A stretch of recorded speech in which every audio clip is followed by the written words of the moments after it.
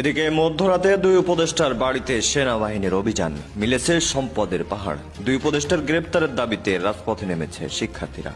উপদেষ্টা আসিফ মাহমুদের বাসায় সেনাবাহিনীর ভয়ঙ্কর অভিযানে উদ্ধার 17 কোটি টাকা। অভিযানটি ছিল সম্পূর্ণ অপ্রত্যাশিত, এমনকি এলাকার স্থানীয়রা আতঙ্কিত হয়ে ওঠে। সেনাবাহিনীর সূত্রে জানা গেছে, বাসার ভিতর থেকে মোট 17 কোটি টাকা উদ্ধার করা হয়েছে। টাকা ছিল বিভিন্ন সিন্দুক এবং ব্যাগে লুকানো। দর্শক, এই মুহূর্তে কিন্তু আপনারা দেখতে পাচ্ছেন উপদেষ্টা আসিফ মাহমুদের বাড়িতে কিন্তু অভিযান চালিয়ে দর্শক যে যেখানে আছেন আশা করি ভালো আছেন। এই মুহূর্তে পাওয়া সব থেকে বড় ব্রেকিং নিউজ, গতকাল পদত্যাগের পরে, অর্থাৎ আপনারা জানেন যে মাহফুজ আলম এবং সজীব ভুইয়া অর্থাৎ আসিফ মাহমুদ, সে কিন্তু পদত্যাগ করেছিল। তারপর থেকে একটা গুঞ্জন উঠেছিল যে তারা কত টাকার সম্পদ কামিয়েছে।